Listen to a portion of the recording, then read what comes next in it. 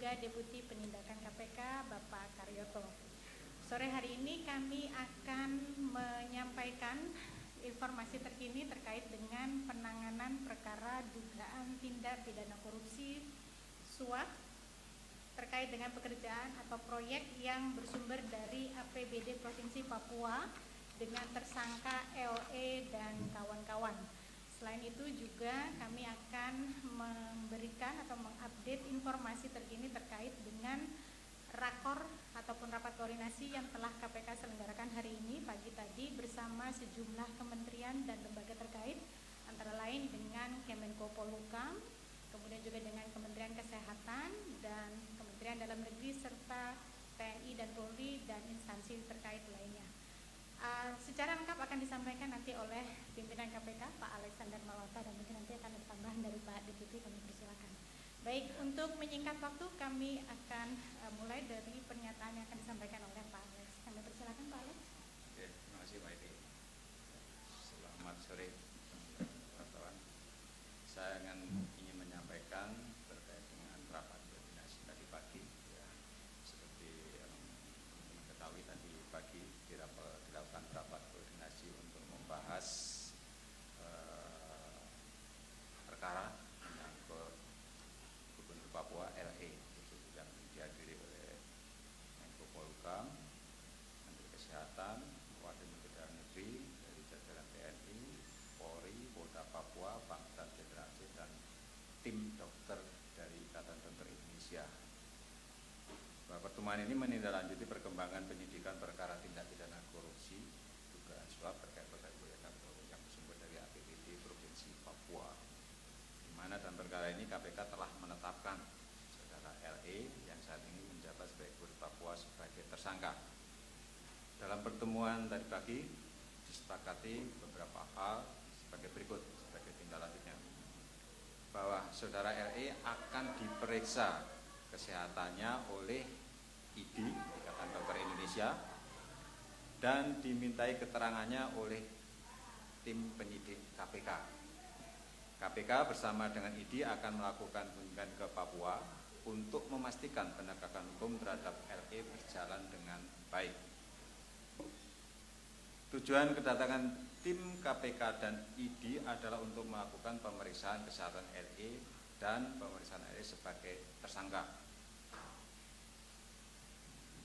Yang ketiga, meminta aparat kewilayahan untuk menyampaikan ke masyarakat Papua bahwa KPK datang ke Papua dalam rangka pemeriksaan kesehatan LE dan pemeriksaan LE sebagai tersangka dan tidak untuk melakukan jemput paksa. Sekali lagi, tidak untuk melakukan jemput paksa. Yang keempat, hasil pemeriksaan kesehatan akan menentukan tindak lanjut ke depan. KPK meminta bantuan kepada ID untuk melakukan pemeriksaan kesehatan di Papua. Yang kelima, pemerintah harus memastikan bahwa tata pemerintahan dan pelayanan publik di Papua harus tetap berjalan dengan baik. Kemudian hasil pemeriksaan kesehatan tersebut nantinya akan menentukan tindak lanjut ke depannya.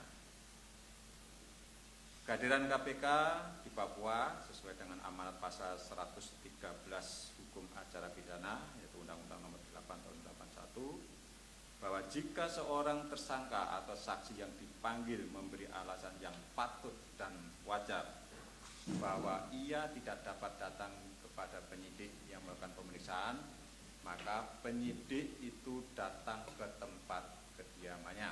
Jadi secara peraturan perundang-undangan KUHP dimungkinkan pemeriksaan kepada tersangka itu dilakukan di kediaman dengan alasan yang sah. Selanjutnya, KPK memastikan penegakan hukum terhadap saudara LE tetap berjalan sesuai ketentuan dan peraturan perundang-undangan dengan menjunjung tinggi asas-asas pelaksanaan tugas pokok KPK, yaitu kepastian hukum, keterbukaan, akuntabilitas, kepentingan umum, proporsionalitas, dan menjunjung tinggi hak asasi manusia. Dalam penyidikan perkara ini, KPK sebelumnya telah melakukan kegiatan-kegiatan sebagai berikut. Pertama, melakukan pemeriksaan terhadap saksi-saksi lebih dari 50 orang yang dilakukan di Jayapura, Jakarta, dan beberapa tempat lainnya.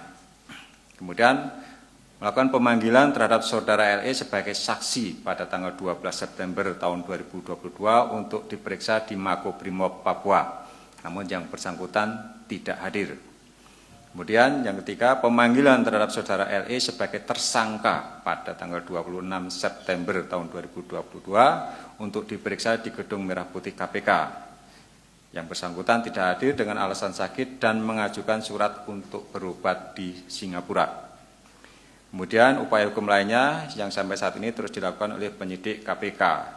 Dan sebagai tindak lanjut atas ketidakhadiran saudara LE pada panggilan sebagai tersangka pada tanggal 26 September tahun 2002 dengan alasan sakit, penyidik beserta dokter KPK telah bertemu dengan kuasa hukum dan dokter pribadi saudara LE untuk membicarakan medical record saudara LE.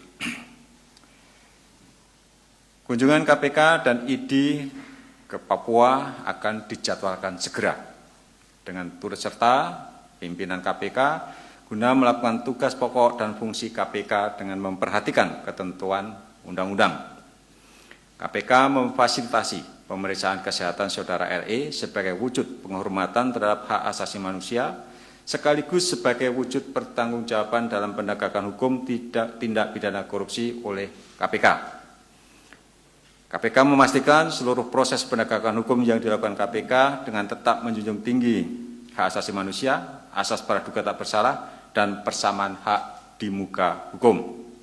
KPK juga mengajak seluruh masyarakat Papua untuk membangun spirit kebangsaan demi menjaga kondisi tetap aman dan kondusif. Demikian beberapa hal dari hasil rapat koordinasi tadi pagi yang perlu kami sampaikan kepada teman-teman wartawan. Ini sifatnya informasi dan saya pikir informasi tersebut cukup jelas dan tidak perlu ada tanya jawab menyangkut hal ini. Terima kasih.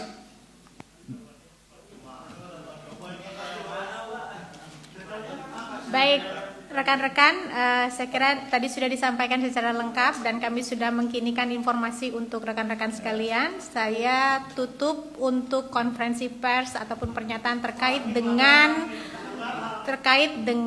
pernyataan KPK tentang rapat koordinasi yang telah dilakukan tadi pagi. Silakan nanti kami perkenankan teman-teman jika ingin doorstop lebih lanjut dengan pimpinan. Saya tutup, terima kasih untuk perhatian rekan-rekan. Wassalamualaikum warahmatullahi wabarakatuh. Belum ditentukan. Nah, penjelasannya jelas nanti akan dari pimpinan. Pimpinan kan sekarang ada Pak